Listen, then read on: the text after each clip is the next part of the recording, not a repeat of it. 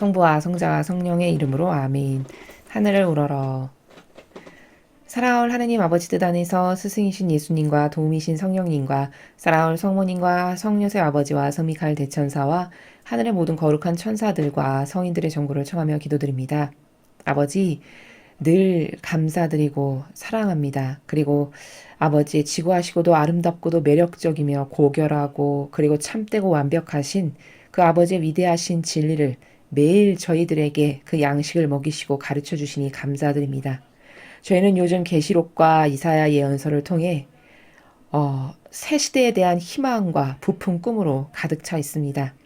아버지께서 다스리시는 그래서 공정과 정의가 칼날같이 예리하게 서 있고 그리고 모든 사람이 이것만이 정말 옳고 맞습니다라고 우리가 따라야 될 유일무이한 도덕 규범이고 가치입니다라고 인정할 수 있는 그날이 어서 빨리 오기를 진정으로 갈망합니다. 아버지, 이제 아버지의 뜻이 이 세상을 다스려 주시옵소서. 역겹고 구역질나고 토악질나고 그리고 변덕스럽고 그리고 추잡하기 이를 데 없는 인간의 뜻, 그 인간의 뜻이 만들어 놓은 수많은 제도와 전통으로 영혼을 억압하고 겁박하고 찍어 누르고 자유인으로 살지 못하게 하고 다양한 프레임에 가두어 정신의 불구자가 되게끔 만드는 이 지배계층의 딥스테이트의 모든 세력, 프리메이슨, 일루미나티, 공산주의, 그리고 적그리스도로 일컬어지는 교황권, 이 모든 세력을 하나도 남김없이 다 처단하시어 이제 아버지의 뜻만이 퍼펙트하고 완벽하며 주인이신, 그래서 아버지의 권리가 마땅히 다스리셔야 될 그 아버지의 뜻이 저희들을 다스려 주시옵소서. 이 모든 기도 우리 주 그리스도를 통하여 비나이다. 아멘. 성부와 성자와 성령의 이름으로 아멘.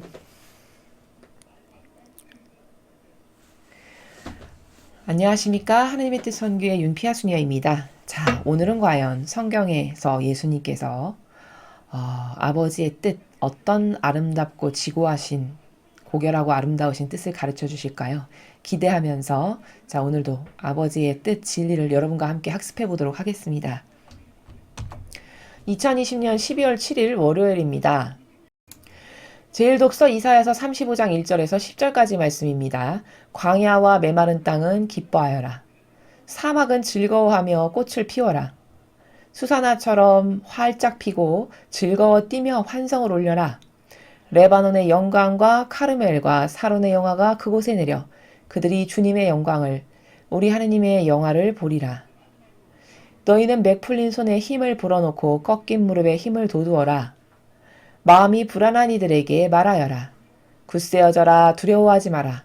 보라, 너희의 하느님을. 복수가 들이닥친다. 하느님의 보복이. 그분께서 오시어 너희를 구원하신다. 그때 눈먼 이들은 눈이 열리고 귀먹은 이들은 귀가 열리리라. 그때 다리 저는 이는 사슴처럼 뛰고 말 못하는 이의 혀는 환성을 터뜨리리라. 광야에서는 물이 터져 나오고 사막에서는 냇물이 흐르리라. 뜨겁게 타오르던 땅은 늪이 되고 바싹 마른 땅은 샘터가 되며 승냥이들이 살던 곳에는 풀 대신 갈대와 왕골이 자라리라. 그곳에 큰 길이 생겨 거룩한 길이라 불리리니 부정한 자는 그곳을 지나지 못하리라. 그분께서 그들을 위해 앞장서 가시니 바보들도 길을 잃지 않으리라. 거기에는 사자도 없고 맹수도 들어서지 못하리라. 그런 것들을 볼 수 없으리라. 구원받은 이들만 그곳을 걸어가고 주님께서 해방시키신 이들만 그리로 돌아오리라. 그들은 환호하며 시온에 들어서리니 끝없는 즐거움이 그들 머리 위에 넘치고 기쁨과 즐거움이 그들과 함께하여 슬픔과 탄식이 사라지리라. 주님의 말씀입니다. 하느님 감사합니다. 오늘은 여러분과 함께 이사야서 35장을 지금 읽었습니다.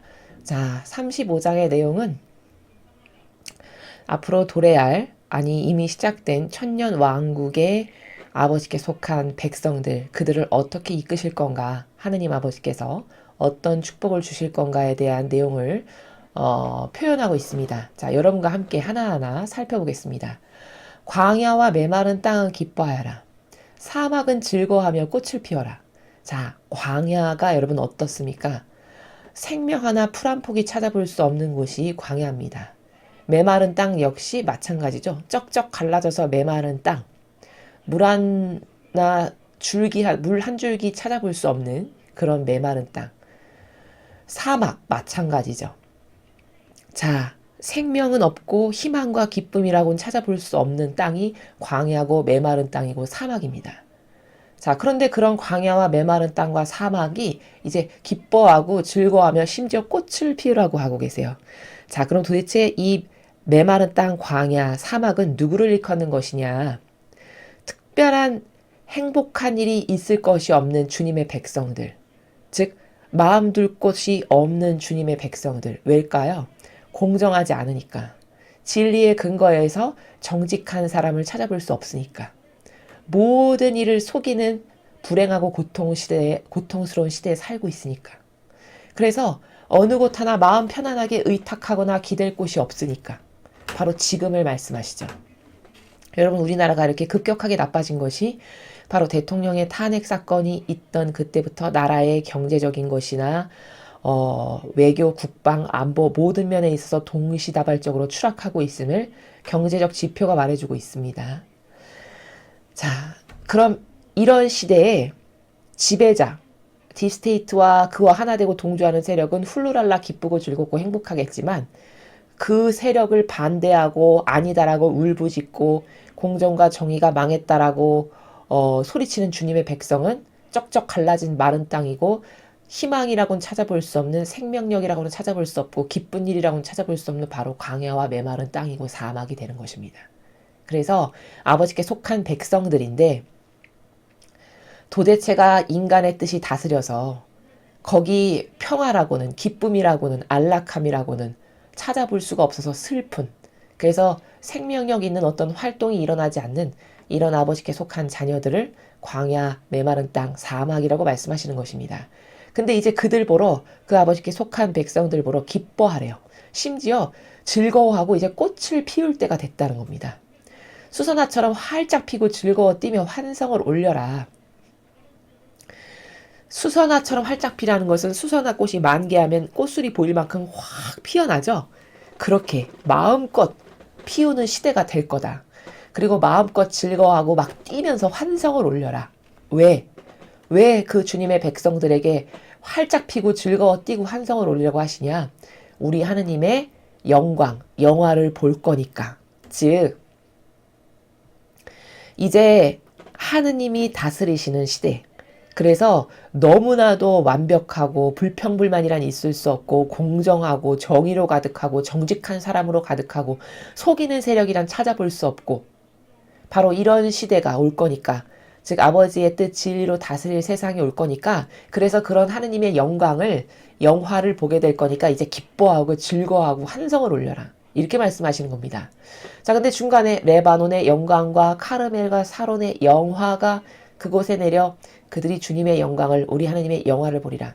자, 레바논, 카르멜, 사론 이런 곳은, 레바논과 카르멜은 아주 훌륭한 나무가, 그 근동에서 가장 좋은 나무가, 카르멜은 상수리 나무가 아주 무성하게 자라난 좋은 양질의 상수리 나무가 있던 산이고요. 레바논은 그 솔로몬 왕이 성전을 지을 때 썼던 백송나무, 바로 그 근방에서 가장 좋은 양질의 백송나무가 자라나는 산이 바로 레바논의 산입니다. 사로는 무수히 아름다운 꽃이 만발한 그런 꽃밭이 있는 곳, 바로 이런 곳을 말씀하시는 것이거든요. 그러니까 그렇게 훌륭한, 즉 하느님의 집을 지어졌던 그런 백송나무가 자랐던 그런 레바논과 같이, 훌륭한 상수리 나무가 있던 카르멜과 같이, 꽃밭으로 만발한 사론과 같이 그렇게 하느님의 영광을 이제 드러내는, 하느님의 영화를 보게 되는 날이 올 거다라는 거죠. 너희는 맥 풀린 손에 힘을 불어넣고 꺾인 무릎에 힘을 돋우어라. 자, 맥 풀리고 무릎이 꺾인 건 뭘까요?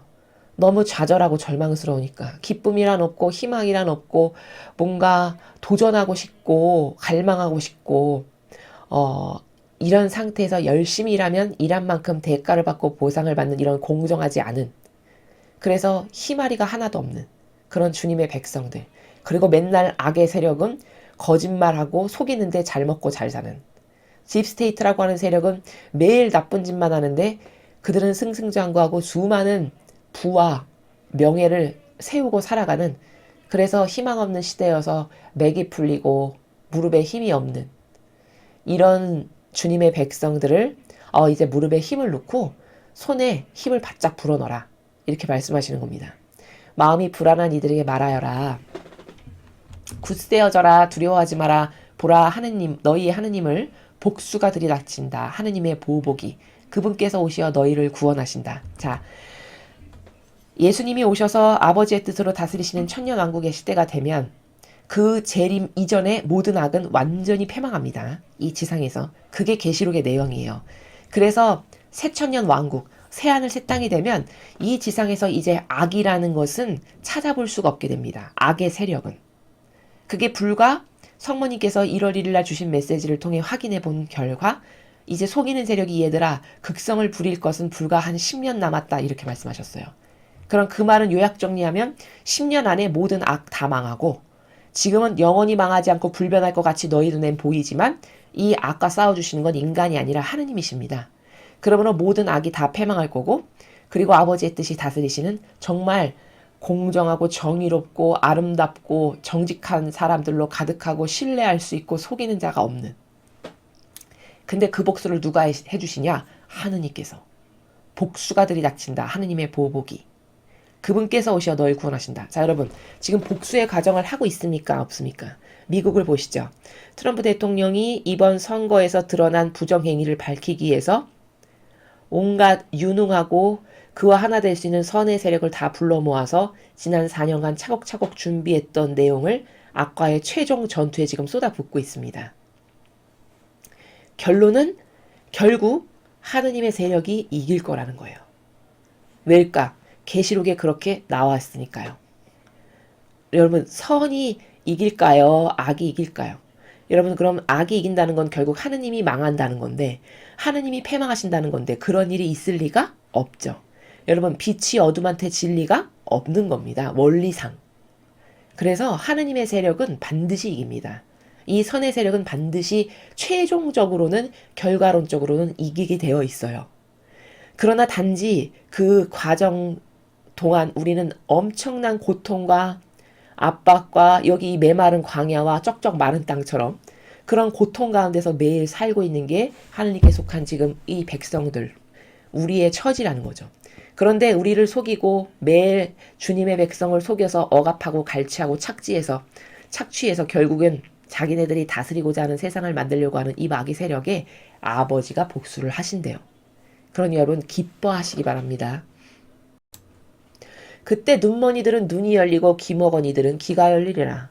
여러분 지금은 진리를 알아듣는 사람들이 매우 소수입니다.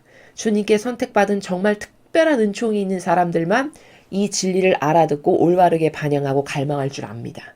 근데 예수님이 다스리시는 천년왕국, 아버지의 뜻으로 다스리시는 새천년 왕국이 될 때는 눈이 멀었던, 그래서 뭐가 뭔지 옳고 그름을 분별할 수 없었고 그저 맨날 이런 지배자들에게 속아가지고 감성주의자로서 병든 기호 때문에 맨날 지배자한테 속아서 마귀하고 하나 될 수밖에 없었던 가련한 이 눈머니들, 그들의 눈이 열리게 된대요. 진리의 빛으로 열려서 이제 옳고 그름을 분별할 수 있게 되고 귀먹었던 이들이 귀가 열린대요. 맨날 이야기하면 뭐랍니까? 그쵸? 알아듣지를 못하고 한 귀로 들어 또 한 귀로 나가는데. 그쵸?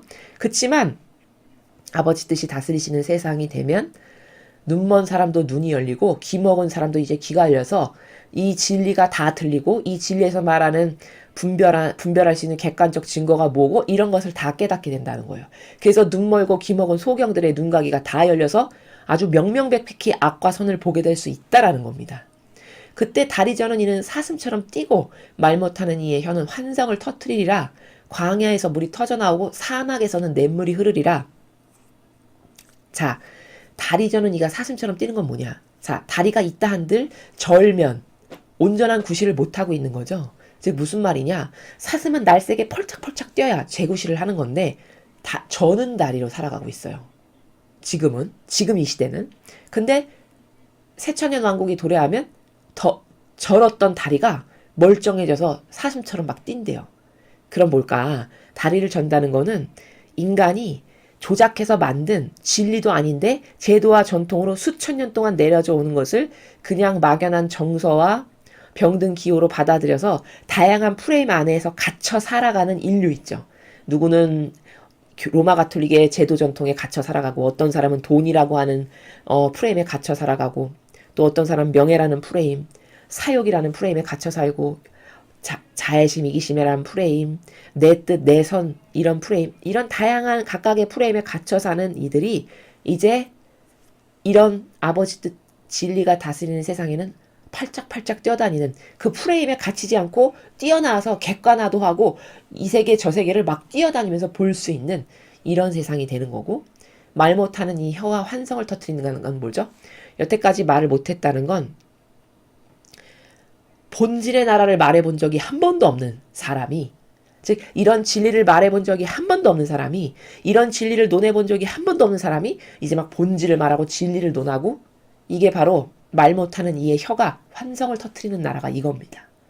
광야에서 물이 터져나오고 사막에서 냇물이 흐르고, 광야 사막, 이거는 척박하게 이를 데 없는, 거기 생명이라고는 기대할 수 없는 곳인데 물이 터져나온대요. 저 물은 뭘까요? 생명수. 바로 여러분이 매일 이렇게 마시시는 이 진리, 이 진리의 생명수가 이제 광야에서도 나오고 심지어 사막에서도 냇물이 돼서 흐른대요. 그럼 뭘까요? 이 진리의 생명수를 못 먹는 사람이 아무도 없다라는 거죠. 광야와 사막까지 흐른다는 것은. 저런 세상이 된다는 거예요. 뜨겁게 타오르던 땅은 늪이 되고 바짝 마른 땅은 샘터가 되며 승냥이들이 살던 곳에는 풀 대신 갈대와 왕골이 자라리라. 자, 뜨겁게 타올랐고 바짝 말랐고 승냥이밖에 살지 않았던 이런 피폐하고 열악하고 핍박당했던 이런 곳이 이제 이 아버지의 뜻 진리가 다스리시는 시대가 되면 전세가 역전돼서 늪이 되고 샘터가 되고, 바짝 말랐는데 이 콸콸콸콸 쏟아져 나오는 샘터, 이 영원히 목마르지 않을 아버지가 주시는 이 진리의 생명수인 샘터가 되고, 우르렁거리는 승냥이 밖에는 살지 않았던 그 숲이 이제는 갈대 왕골 같은 것이 풍성히 자라는, 이렇게 착취하고 억압당하고 짓밟혔던 그런 곳이 이제 하느님의 뜻이 모든 마귀를 다, 마귀 세력을 없애버리심으로써 전세가 역전돼서 다시 다 풍요롭게 되고 원상복귀가 되고, 오히려 그곳에서 이런 생명수의 진리가 나오고 이렇게 된다는 것이죠. 그곳에 큰 길이 생겨 거룩한 길이라 불리리니 부정한 자는 그것을 지나지 못하리라. 그분께서 그들을 위해 앞장서 가시니 바보들도 길을 잃지 않으리라. 자, 큰 길은 뭘까요? 예수님이 이렇게 말씀하시죠. 나는 길이요 진리요 생명이다. 나를 통하지 않고는 아무도 아버지께 못 간다. 이렇게 말씀하셨어요. 바로 예수님께서 거기서 말씀하신 길이요 진리요 생명이다 할 때 그 길이 지금은 너무 좁죠, 여러분. 왜? 아무도 그 길로 안 다니니까. 그 예수님의 정신과 모범과 가르침을 따르려고도 안 하고 궁금하지도 않고, 그렇게 사는 게 힘들고 그렇게 살면 억압당하고 핍박당하고 제지당하니까 그 길을 가는 사람이 거의 없어요, 지금은. 그러니까 아주 좁은 길이죠. 근데 그때가 되면, 새천년 새 시대가 되면 큰 길이 생긴대요. 큰 길. 즉 그 올바른 이 정신, 진리에 담겨져 있는 이 올바른 정신, 이 절대성에 바로 여기만 통해서만 아버지께 갈 수 있다라고 말씀하신 그 길이 이제 큰 길이 된다는 거예요.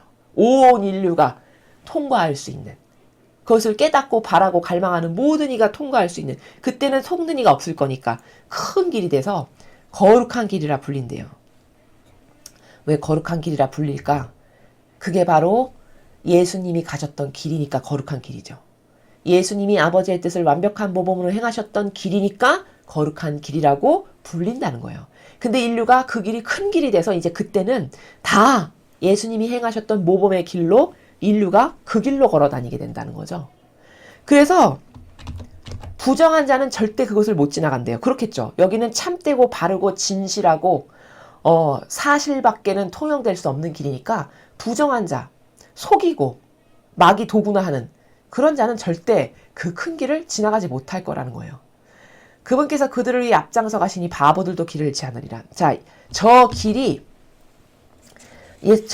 만드시고 저 길을 앞장서서 예수님이 선두주자로 가신다는 건 그분의 모범이 벌써 다 성경에 나와 있고 이제 재림해서 다스리실 거니까 그분이 직접 맨 앞에 나서서 인류를 다스리시면서 끌고 가실 거잖아요. 그러니까 바보조차도 가신 길 발자국만 잘 따라가면 되니까 바보도 길을 잃어버리지 않고 다 그 큰 길로 다닐 수 있게 된다는 거예요. 단 사악한 자만 빼고 부정한 자만 빼고 이 아버지께 속하지 않은 마귀 세력만 빼고 그 말씀이죠. 거긴 사자도 없고 맹수도 들어서지 못하리라. 그런 것들을 볼 수 없으리라. 구원받은 이들만 그곳을 걸어가고. 자, 사자, 맹수, 억압하는 자를 말하는 겁니다. 다른 동물을 잡아먹는 맹수, 사자. 이게 바로 인류를 억압하는 세력. 딥스테이트의 세력이네요. 지금으로 말하면.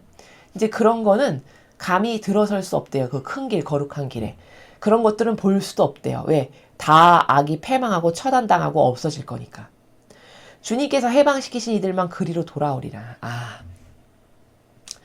주님께서 해방시키신 이들만 그 새천년 왕국의 길로 나는 길이요 진리요 생명이 하셨던 그 길이 큰 길이 됐는데 이제 그 큰 길로 다 다시 돌아올 거라는 거예요. 그러면서 그들은 환호하며 시온에 들어서리니 끝없는 즐거움이 그들 머리에 넘치고 기쁨과 즐거움이 그들과 함께하여 슬픔과 탄식이 사라지리라. 여러분 지금 우리는 슬프고 맨날 탄식이 나오죠. 이건 더 이상 교회가 아니야. 이 정부는 인간의 권리를 박탈하는 전체주의 마귀 세력이야. 빨갱이.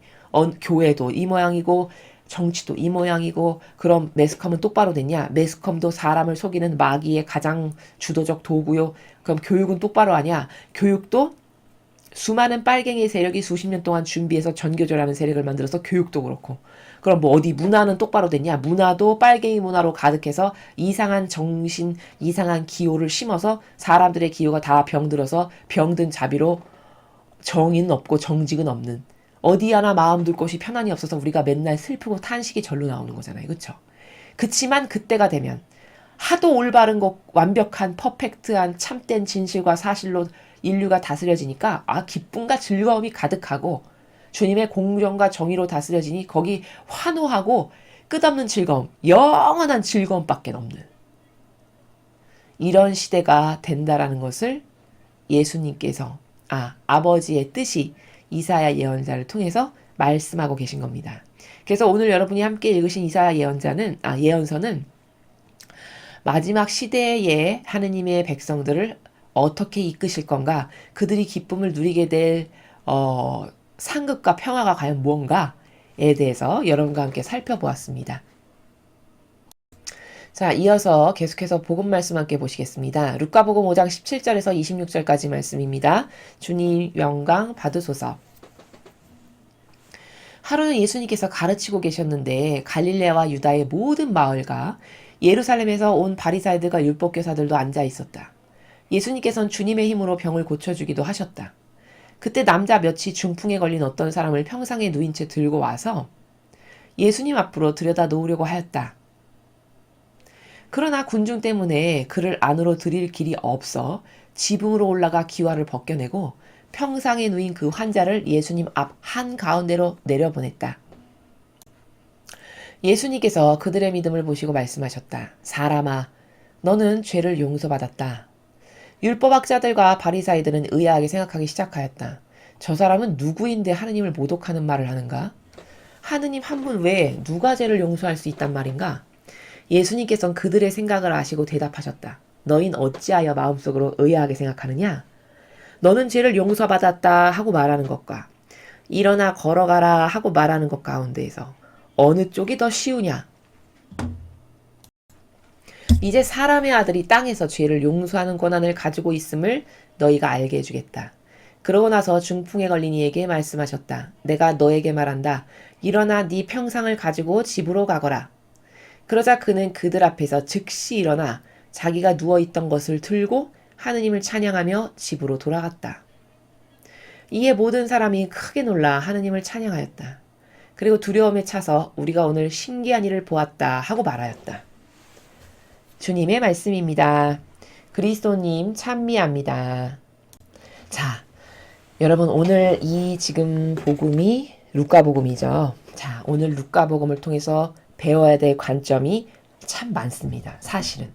아주 간단하고 쉬워 보이는 복음이지만 사실은 내포하고 있는 본질의 세계는 어마어마합니다. 자, 그 많은 어마어마한 관점 중에 몇 가지만 제가 말씀드리는 게 절대 다가 아닙니다.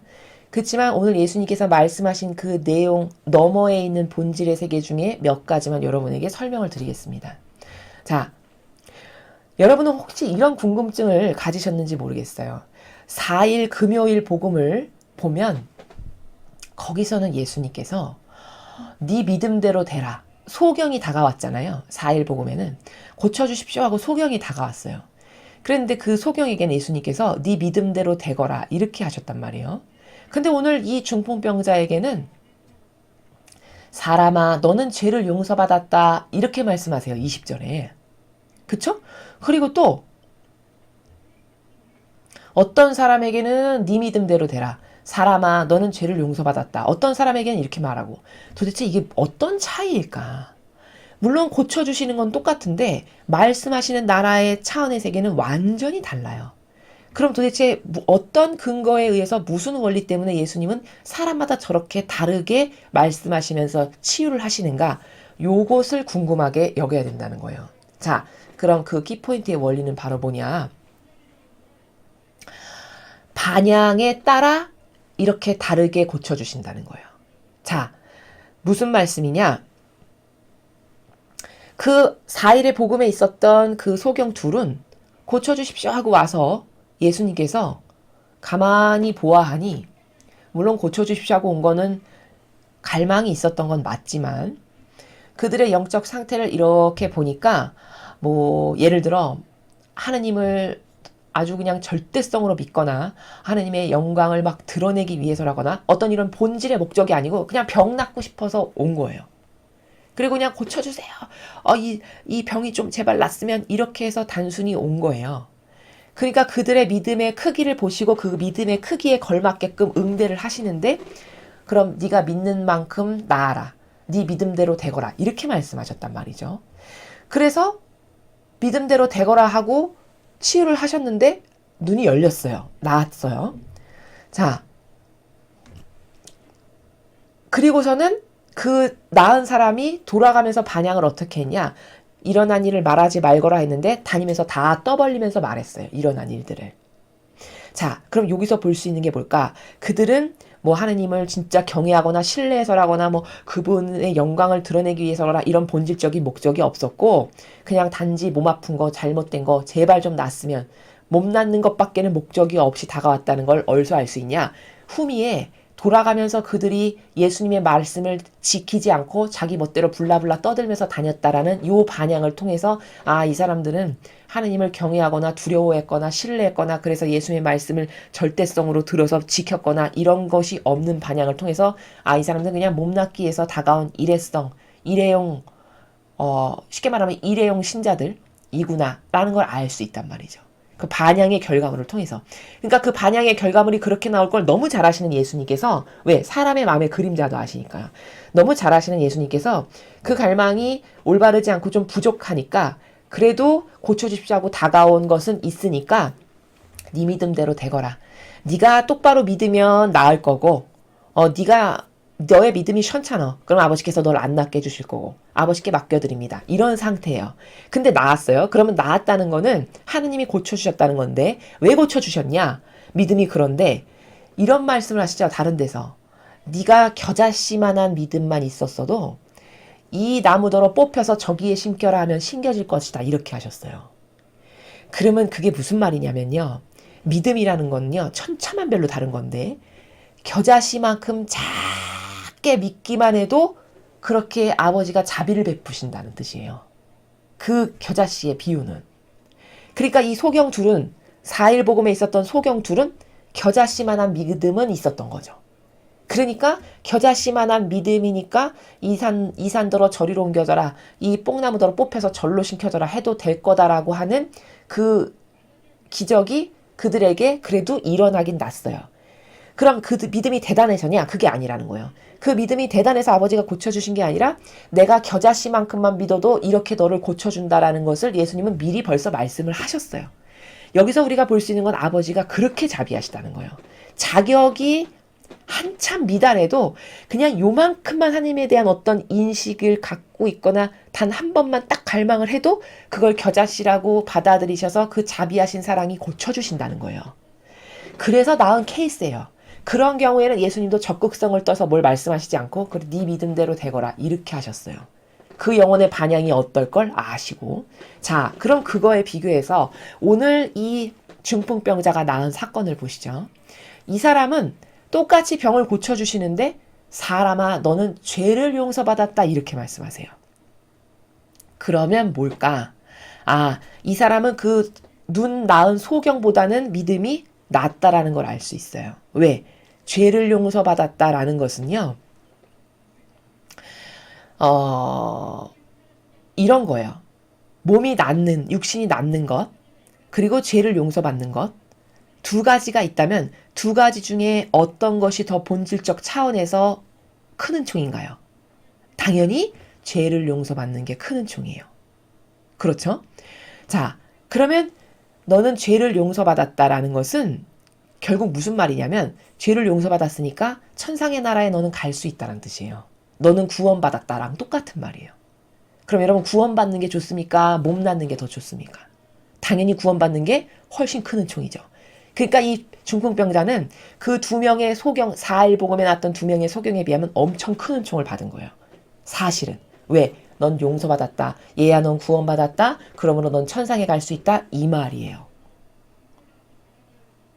그럼 왜 이 중풍병자에게는 예수님이 이렇게 고쳐주실까? 왜 그들과는 다를까? 자, 이 앞에 친구들이 이 중풍병자를 낫게 하는데 도저히 사람이 많아서 예수님 앞으로 가까이 가게 할 수가 없어요. 예수님을 만나야 고칠 수가 있는데. 그러니까 이들이 어떻게 했죠? 지붕으로 올라가서 기왓장을 벗겨낸 기왓장으로 침상을 내려가지고 예수님 앞으로 그 병자가 가게끔 했어요. 이건 엄청난 열정과 갈망이에요. 그쵸? 여러분 어떤 사람이 남의 기왓장을 뜯어내고 정말 열정과 갈망으로 예수님을 한 번만이라도 만나면 이 병이 나을 텐데 이래가지고 기왓장을 뜯어내고 침상을 내릴 사람이 많을까요? 많지 않습니다. 이렇게 올바른 반향, 열정과 뜨거운 갈망이 있었기 때문에 너는 용서받았다. 얘야 너 구원받았다. 너 믿음이 참 고맙구나. 사랑한다. 바로 이 말이 사람아 너는 죄를 용서받았다. 이 문장 하나에 다 내포되어 있는 행간의 나라가 바로 이거예요. 너는 구원받았다. 그러므로 너는 천상에 갈 수 있다. 네 믿음이 고맙구나. 왜? 지붕 기왓장도 뚫고 내려왔으니까. 사랑한다. 뭐 이런 뜻이라는 거죠. 자, 그것을 알 수가 있고요. 또 여기서 또 다른 중요한 키포인트는 뭐냐면 그렇게 말을 하니까 이 사사건건 시비를 거는 바리새와 율법학자들이 의아하게 생각해요. 왜? 아니 저거는 용서받았네 만에 이거는 신만 할 수 있는 건데 우리가 알기로는 하느님만 할 수 있는 건데 저 작자가 도대체 뭔데 네가 용서받았다 안 받았다를 저렇게 함부로 말하는 거야? 이런 반감을 갖는 거예요. 왜냐? 예수님이 메시아라는 걸 인정 안 했으니까. 근데 예수님이 그걸 너무 잘 아시겠죠? 속속들이. 그러니까 이미 마음의 그림자를 다 아시니까 그렇게 생각하는 걸 아시고 넌 어찌해서 마음속으로 의아하게 생각하느냐 이렇게 물어보세요. 그러면서 덧붙인 뒤에 말을 이해해야 돼요. 자, 23절에 뭐라 하셨냐? 너는 죄를 용서받았다 하고 말하는 것과 일어나 걸어가라 하고 말하는 것 가운데서 어느 쪽이 더 쉬우냐? 이렇게 말씀하셨어요. 자, 중요한 말이에요. 죄를 용서받았다 하고 말하는 것과 일어나 걸어가라 하고 말하는 것 가운데 니들은 어떤 게 더 쉬우냐? 자, 무슨 말이냐?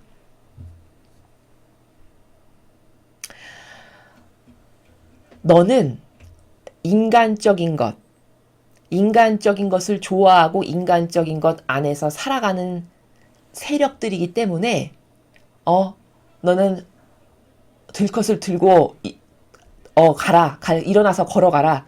너는 이것을 좋아하겠지만 나는 신적인 정신, 신적인 것, 아버지와 완전히 용해돼서 하나 돼서 살아가는 신이기 때문에 죄를 용서받았다. 나는 이걸 더 좋아한단다. 그치만 바리새 율법학자들아 너희는 인간적인 것으로 가득하고 인간적인 것밖에 없으니까 너희는 일어나 걸어가라. 이게 더 가까운 애들이야. 근데 나는 어떤 게 가까운 줄 아니? 나는 신이야. 속성으로는, 영혼은 겉은 사람의 모습을 하고 있지만 그리고 나는 아버지를 항상 모시고 살아. 모시고 다녀.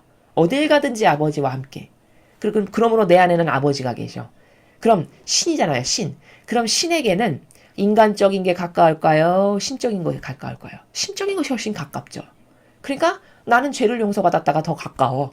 근데 너희는 인간적이고 사욕, 욕망, 이기심, 자애심, 욕구나 따르고 자아밖에는 모르는 인간적인 애들이잖니. 그러니까 너희가 말했을 때는 일어나 걸어가라가 너한테는 쉽지. 그렇지만 나한테는 나는 신성이기 때문에 나는 죄를 용서받았다가 더 쉬워. 더 가까워. 이런 말씀이세요. 자, 그리고 또 이런 관점도 있어요.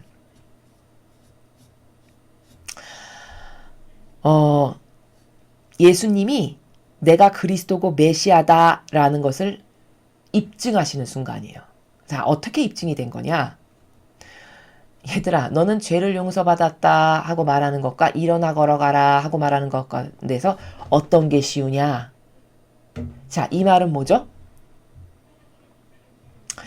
얘들아, 나는 메시아고 그리스도고 구원자기 때문에 구원자니까 당연히 죄를 용서하고 말고 할 권한이 나에 있죠.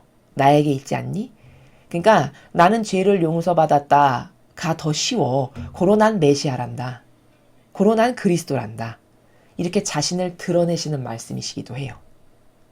저 한 문장이 엄청 심오한 뜻을 담고 있는 문장이에요. 사실은. 그래서 후미에 보면 24절에 이렇게 말씀하시잖아요. 이제 사람의 아들이 땅에서 죄를 용서하는 권한을 가지고 있음을 내가 너희에게 알게 해주겠다. 자, 일어나서 내가 너에게 말한다. 일어나서 네 병상을 가지고 집으로 가거라. 이렇게 명령하셨어요. 자, 그런데 말한 대로 그대로 됐죠. 예수님이 명령하신 대로. 고로 예수님이 명령하신 대로 그대로 됐다는 건 뭐죠? 신이심을, 메시아이심을 입증하신 순간이에요. 그렇죠? 그래서 자신이 메시아이심을 드러내는 동시에 너는 죄를 용서받았다가 가깝냐, 일어나 걸어가가 가깝냐라고 말씀하시는 또 다른 관점의 하나는 너는 일어나 걸어가라가 가깝지. 왜? 너는 인간이니까. 인간적인 것에 좌우되는 한계적인 인간이니까.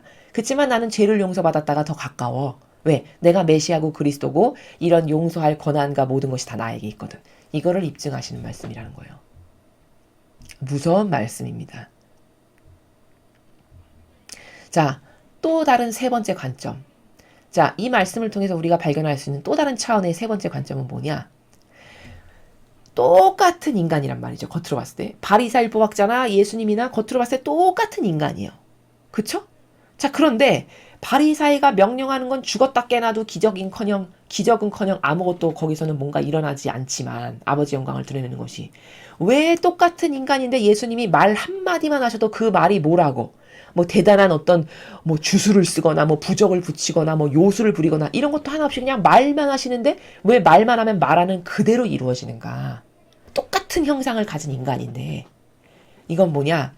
아버지와 예수님께서 얼마나 하나 되신 존재이신가? 얼마나 하나 되신 완전히 용해되신 신성이신가를 바로 이렇게 치유사건, 기적사건을 통해서 스스로 드러내시는 거예요. 이런 관점으로도 볼 수 있다는 거예요. 자, 그래서 너는 죄를 용서받았다고 하는 게 쉽냐? 일어나 걸어가라고 말하는 게 쉬우냐? 라고 물어보시는 요 나라의 핵심 관점은 지금 제가 세 가지를 말씀드렸어요. 첫째, 인간적인 것과 신적인 것 중에 바리새인 율법학자야, 니네들은 인간적인 게 더 가깝지. 왜? 사욕과 욕망으로 일평생 살아가는 역겨운 마귀 세력 집단이니까. 그치만 나는 신적인 게 훨씬 쉽고 가깝거든. 왜? 내가 신이니까. 그 신적인 것의 주인이니까. 바로 이런 관점. 또 두 번째, 이제 내가 이 지상에서 사람의 아들이 이 지상에서 죄를 용서하는 권한을 내가 갖고 있다는 걸 입증하마. 그러면서 명령하셨어요. 자, 일어나서 그 평상을 들고 가라. 진짜 그렇게 됐죠. 중풍병자여서 수족 하나 못 쓰던 사람인데. 그럼 말씀하신 그대로 이루어졌잖아요. 그럼 뭘까요? 아, 저분이 메시아시구나. 그리스도시구나. 이걸 드러내시는 관점. 또 세 번째 관점은 뭐라고 말씀드렸죠? 똑같은 인간인데 왜 예수님은 말만 하면 다 말 그대로 이루어질까? 똑같은 인간인데 왜 다른 제자들이나 바리새인법학자들은 말하면 말하는 대로 안 될까? 도대체 무슨 차이가 있어서? 그건 내적 차이밖에 없죠. 겉엔 똑같은 인간이잖아요. 그럼 내적 무슨 차이가 있나? 얼마나 아버지와 하나 됐는가, 얼마나 아버지의 정신과 용해되고 하나 됐는가의 차이만 존재해요. 그래서 예수님께서 제자들을 가르치실 때 이렇게 말씀하세요. 스승님, 저희가 뭐 가서 못도 하고 하는데 왜 저희가 기도할 때 마귀가 안 나가고 왜 이런 기적이 안 일어나냐고 물어보잖아요. 제자들이. 그때 예수님 뭐라고 하셨냐? 그런 일은 기도하지 않고는 절대 할 수 없다. 이렇게 말씀하셨어요. 제자들에게. 그럼 거기 기도하지 않고는 도저히 그 일은 일어날 수 없다고 말씀하신 나라가 도대체 뭐냐? 그럼 제자들은 기도 안 했다는 말이냐? 그 말이 아니에요. 거기서 그런 일은 아버지께 기도하지 않고는 도저히 일어날 수 없다. 이 말은 뭐냐면 네가 아버지랑 완전히 용해되고 하나 된 정도와 순도에 따라서 말하는 그것 자체가 힘과 권능과 영광으로 가득한 힘 있는 말이기 때문에 말한 그대로 예수님이 말씀하신 건 되는 거고, 다른 제자들이나 일반 사람들이 아무로 똑같은 단어를 쓰고 말해도 안 되는 것은 그 영혼 안에 하느님과 용해된 정도의 순도가 너무 미약하니까 하느님의 영광이, 즉 이 영혼을 다스리셔서 아버지의 힘이 나가야 되는데 이 영혼에 자기의 자아가 세고 자기의 의지가 강하다 보니 아버지의 힘이 이 영혼을 매개체로 나갈 수가 없어요. 그러니까 그런 기적이 일어날 수가 없다는 뜻이에요. 그래서 이 너는 죄를 용서받았다, 그리고 일어나 걸어가라, 둘 중에 어떤 게 쉬우냐? 이건 굉장히 중요한 관점이고 스스로는 잘 발견하기 어려운 관점이고, 무슨 말인지 그런 나라라는 거죠. 자, 그래서 고쳐주셨어요. 그랬더니 이 중풍병자가 즉시 일어나서 자기가 누워있던 들것을 들고 하느님을 찬양하며 집으로 돌아갔어요. 자, 이 중풍병자는 왜 이렇게 너는 죄를 용서받았다라는 엄청난 축복을 받기에 합당하냐? 시작도 남의 집 기와장을 뜯고 내려갈 만큼 이런 뜨거운 열정과 갈망도 훌륭했고, 후미도 보면 시키지도 않았는데 누가 야 너 하느님께 감사해 이것도 안 했는데 하느님을 찬양하며 집으로 돌아갔대요. 들것을 들고. 그러나 그 4일 복음에 나왔던, 금요일 복음에 나왔던 두 소경은 너희 여기서 일어난 거 절대 말하지 말아라 했는데 가서 다 떠벌렸어요. 그럼 반향이, 이 사람은 예수님을 절대 믿지 않고 시키는 대로 그대로 순종조차도 하지 않은 참 형편없는 반향을 했음을 우리가 알 수 있고, 이 중풍병자는 시키지도 않았는데 너무 하느님께 영광을 드리고 싶어서 기뻐하며 찬양을 드리면서 걸어가는 이 반향마저도 훌륭하죠. 이러니까 이 사람에게는 너는 죄를 용서받았다, 이런 본질적인 은총을 주실 만큼이고, 그 소경들에게는 네 믿음대로 되거라, 네가 많이 아버지를 믿고 사랑하면 아버지가 고쳐주실 거고 네가 그렇지 않으면 아버지가 못 고쳐주실 거다, 이렇게 그에게 맡겨버리는 이런 다른 치유를 하신다는 것을 우리가 오늘 이 복음을 통해서 확인할 수 있다는 거예요. 참 놀랍지 않습니까, 여러분? 그러니까 왜 이렇게 성경에서 치유시켜 주시는 장면을 보면은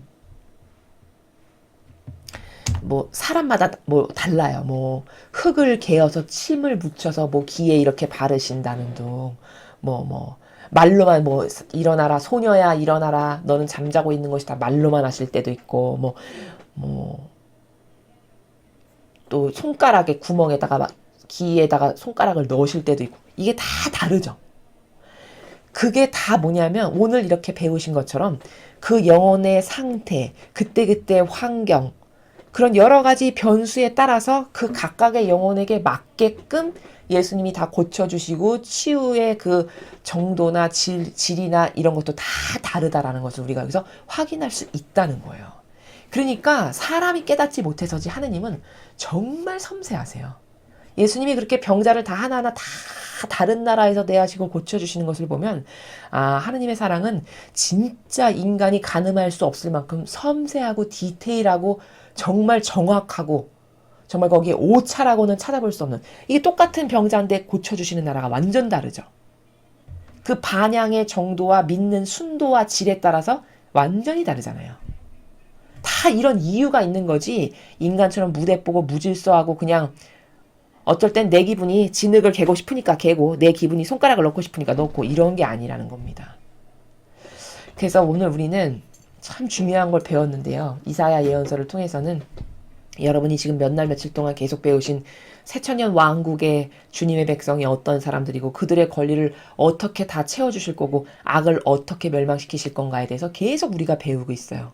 그리고 오늘 배우신 복음에서는 이 치유라는 사건, 이 기적 사건도 다 그 영혼의 순도와 질과 반향에 맞게끔 걸맞게끔 다 대하는 나라가 다르다라는 거죠.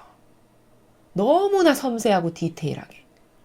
근데 이런 것도 모르고 이 하느님의 일꾼이라고 하는 사람들은 이렇게 경계값이 예수님은 정말 사람마다 다양하고 버라이어티 하셨거든요. 근데 다 똑같이 모든 사람을 사랑하래요. 모든 일을 사랑하지 않는데 어떻게 그리스도인이라고 할 수 있겠냐요. 심지어 교황은 어느 정도로 교활하고 사람을 속이는 막이냐면 동성애자를 두둔하는데 이렇게 말을 해요. 아니 내가 그 백성, 즉 동성애자들을 내가 창조한 게 아닌데 내가 신이 아닌데 어떻게 그들이 잘못됐다라고 단죄할 수 있냐. 그건 신만 단죄할 수 있는 거다. 요렇게 말해요. 여러분 이거 진실 같죠? 그래 그렇지. 난 신이 아니지. 내가 동성애자를 창조한 건 아니잖아. 다 맞는 말 같잖아요. 그렇게 분별하기가 교묘하고 애매할 만큼 사람을 속이는 최첨단 마귀가 이 시대에 살아가는 교묘하고 유려하고 친절하고 부드러운 마귀가 다 그런 나라예요. 그것의 최고봉이 교황입니다. 아주 교활하고 사악하고 악랄해서 영혼을 다 속이지만 사람들은 절대 그가 속이는 자라는 걸 알지 못해요. 왜? 요렇게 표현하니까요. 정말 맞는 말 같아요. 그쵸? 근데 여러분 오늘 여기서도 예수님은 이렇게 치유하시는 나라조차도 사람마다 다 달라요. 다 달라요. 경계값이. 그럼 이것은 반향에 따라 차별이 존재한다라는 뜻이에요. 그쵸? 반향에 따라 대하시는 나라가 천차만별로 다 다르다는 뜻입니다. 자, 근데 그 교황은 마치 하느님을 끌어들여가지고 엄청 착한 코스프레를 하면서 내가 그런 창조주가 아닌데 어떻게 내가 단죄하겠느냐 요렇게 말해요. 그래서 모든 프레임을 모든 경계값을 다 허물고 다 끌어안아야 된다. 요 주의거든요. 그게 왜 막이냐면 저승으로부터 온 경고라는 책이 있어요. 그 책에 보면 그 책은 하도 인간이 악랄하고 악독하고 완고하기 그지없어서 하느님이 수많은 기간을 두시고 천사도 파견하고 성인 성녀도 파견하고 예수님도 파견하고 성모님도 파견하고 인류에게 말씀을 주시기에 이런 많은 주님의 일꾼들을 파견하지만 인류가 끝끝내 말을 듣지 않자 어떻게 하시냐면 구마사제를 통해서 그 영혼 안에 살아가는 마귀 있죠. 그 마귀를 쫓는 구마사제를 통해서 한 사람의 영혼 안에 살아가는 마귀가 진실을 말하게끔 하는 그 구마의식 때 내가 우리 주 예수 그리스도의 이름으로 명하노니 너 이거 대답해라 하면 말할 수밖에 없어요. 마귀는. 하느님의 권능에 굴복할 수밖에 없게 되어 있는 게 원리거든요. 창조에. 그래서 그 마귀가 사실은 이런 거고 줄줄이 고백하는 것을 엮은 책이 있어요. 그 책을 보면 바로 여러분의 오해를 풀어드리기 위해서 제가 아주 간략하게 설명을 하면 왜 교황의 그런 게 막인가? 자, 모든 사람을 사랑해라. 내가 창조주가 아닌데 나는 그럴 자격이 없다. 이게 다 경계를 허무는 거예요. 자, 그런데 거기 보면 명확하게 이렇게 되어 있어요. 예수님께서 산 희생제물로 피를 철철 흘리시면서 희생하면서 돌아가셨잖아요. 근데 마귀가 뭐라고 진실은 이렇다라고 고백하냐면 예수님의 의지는 그 피를 흘리시고 수많은 고통과 배상과 보속을 하셨던 그 당시에 전 인류의 모든 사람을 구원하기를 원하셔서 피 흘린 게 맞으시다는 거예요. 의지는. 근데 결과론적으로는 모든 사람이 예수님의 그 구원의 피의 은총을 받은 건 아니래요. 마귀가. 그럼 그 말은 무슨 뜻이죠? 예수님의 그 피 흘리심으로 인해서 고통받고 희생받으심으로 인해서 우리가 이렇게 다시 살게 됐잖아요. 구원을 받을 수 있는 자격이 생겼는데 그 은총을 받기에 합당치 못한 것도 있다는 거예요. 그 마귀의 증언에 의하면. 그게 바로 누구냐? 모든 이에게 이런 은총을 주기 위해서 다 초대했지만 자유의지로 거절한 자. 그래서 지옥 간 자. 이 지옥 간 자에게까지도 예수님이 그를 위해서까지도 피를 흘리신 건 아니라고 거기 나와요. 아주 정확하게. 그러니까 지옥에 간 영혼까지, 지옥에 간 사람에게까지 그 예수 그리스도의 희생의 값이 그를 위해서도 주어진 건 아니다. 이렇게 고백을 한다고요. 이게 진실이다 이러면서 마귀가. 그럼 그 말은 뭐죠? 하나님은 자유의지를 절대 강요하지 않으세요. 이래서 반향이 정말 중요한 거거든요. 그럼 자유의지를 절대 건드리시지 않기 때문에 강요가 없어요. 하느님께는. 단지 기회는 똑같이 주세요. 모든 사람에게. 자, 그 모든 사람에게 기회를 주시고자 해서 피를 흘리신 게 예수님의 의지예요. 그런데 그럼 이 피를 흘리신 거는 인류의 모든 영혼을 끌어안고 흘리신 게 맞죠. 자, 근데 혜택을 그럼 그 전 인류가 다 받았냐? 그렇지 않다는 거예요. 혜택은 그 피 흘리심에 올바르게 반영하고 화답한 자에게만 돌아가기 합당하다는 거예요. 그럼 자유의지로 지옥 가기를 지가 선택해서 지가 지옥에 간 이런 영혼을 위해서까지 피를 흘리셨다라고는 볼 수 없다. 이렇게 마귀가 말한다고요. 그럼 이게 뭡니까? 그 위대하신 신마저도 아버지가 그렇게 사랑이 가득하신데 그 신성으로 가득한 예수님마저도 이렇게 누구를 위해선 피를 흘리고 누구를 위해선 피를 흘리지 않는 이 경계값이 있다라는 말이잖아요. 그렇죠? 그럼 뭘까? 모두를 사랑해라는 건 바로 이런 원리 때문에 틀린 거예요. 그 경계를 허물고 모두를 끌어안아야 된다는 건 바로 이런 원리 때문에 진리를 속이는 교묘한 마귀라는 거예요. 자, 여러분. 다른 증거도 밤을 새도 모자랄 만큼 계속될 수 있어요. 자, 과거 모세가 구약시대에 이집트에서 백성들을 끌고 나올 때 그 이집트 사람들이 처음에는 순순히 내줬는데 나중에 생각해보니까 두고두고 분해서 파라오가 파병을 해서 군대들이 뒤늦게 막 쫓아가잖아요. 그래서 막 이스라엘 백성을 죽일 듯이 막 마차를 타고 막 달려오는 그게 구약에 나오죠. 그래서 그 호위바다를 건너는 그 아슬아슬한 장면 우리가 이거를 다 알잖아요. 자, 그러면 하느님이 그 이집트 백성은 창조 안 하셨을까요? 그거 다 하느님의 자식들이고 자손들이에요. 왜? 모든 피조물은 다 하느님이 만드셨으니까. 단지 그들이 하느님을 믿지 않을 뿐인 거죠. 그렇죠? 자, 그러면 모두를 사랑해야 되는데 하느님은 왜 이집트 백성들은 다 그 이집트 군사들은 홍해바다에 갇혀서 다 왜 죽여버리셨을까? 자기의 백성이신데. 자기가 그래도 만든 자녀들인데. 이스라엘 사람들은 다 구하시고. 차별이 심하시네. 어떻게 이렇게 신인데 차별을 해? 이렇게 말할 수 있는 건가요, 이게? 아니라는 거예요. 이렇게 반향하는 것에 따라서 이스라엘 백성은 아버지께서 첫사랑으로 선택하신 민족이고 하느님을 그래도 찾고 갈망하는 나에게 속한 내 자녀들이니까 구하실 의무가 있어서 다 그것을 최선을 다하시는 거고 이집트 백성들은 하느님을 모르고 오히려 이방 이상한 파라오나 믿고 따르는 모욕과 역겨움을 드리는 존재들이었잖아요. 올바르게 반향을 안 한 거죠, 결국은. 그러니까 그렇게 과감히 필요할 때 어쩔 수 없이 이것들이 쫓아와서 내 백성을 죽이게 생겼네? 그러니까 그걸 처리하시잖아요. 이렇게 모두를 사랑하시는 게 아니라니까요. 이게 성경에 나오는 원리예요. 이걸 뭉그러뜨리고 으스러뜨리는 건 다 마귀다라는 거죠. 여러분을 속이는 마귀예요. 그럼 차별대우냐? 아니죠. 기회를 균등하게 주시는데 어떻게 차별대우입니까? 그렇죠? 모든 인류에게 기회를 균등하게 주셨어요. 누구나 다 열정적으로 하느님을 사랑하면 다 천상의 높은 곳에 갈 수 있게끔. 그러나 그렇게 열정적으로 하느님을 사랑하고 뜨겁게 갈망하는 사람은 소수잖아요. 그럼 하느님이 하지 말라고 그랬냐? 그게 아니죠. 그건 다 자기 자유의지가 선택하는 것들이란 말이에요.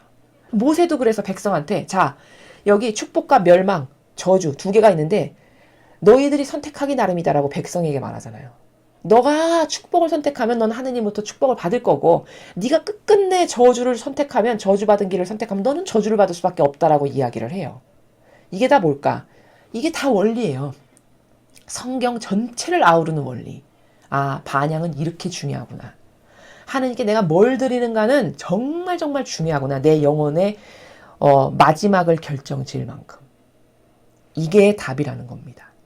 그래서 오늘 이 복음을 통해서 우리가 명확한 인식체계를 갖춰야 돼요. 왜냐하면 이 시대는 명확한 인식론을 진리에 근거한 명확한 인식론을 갖기가 굉장히 어려운 시대이기 때문에 왜 이렇게 혼탁한 망상으로 사람을 속이는 자가 너무 많아서 어려운 시대이기 때문에 여러분이 이 진리에만 귀를 기울이시고 이것에 근거한 절대성의 원리를 자꾸 사고방식 안에다가 차곡차곡 하나씩 돌씩 갖다 놓으시고 그것에 반하는 내 것은 자꾸 버리셔야 돼요. 그렇지 않으면 정말 속기 딱 좋고 이 마지막 시대는 이제 여기서 속아서 마귀에게 동조하면 다시는 기회가 없는. 왜? 진짜 마지막이니까 이게. 과거의 마지막은 그래도 기회가 있었지만 이건 이제 새천년을 직접 목도한 진짜 마지막이기 때문에 여기서 패망하면 지옥밖에는 기다리는 게 없다는 것을 여러분이 명심하시고 올바른 반향을 꼭 아버지께 드리는 그런 자녀들이 되셨으면 좋겠습니다.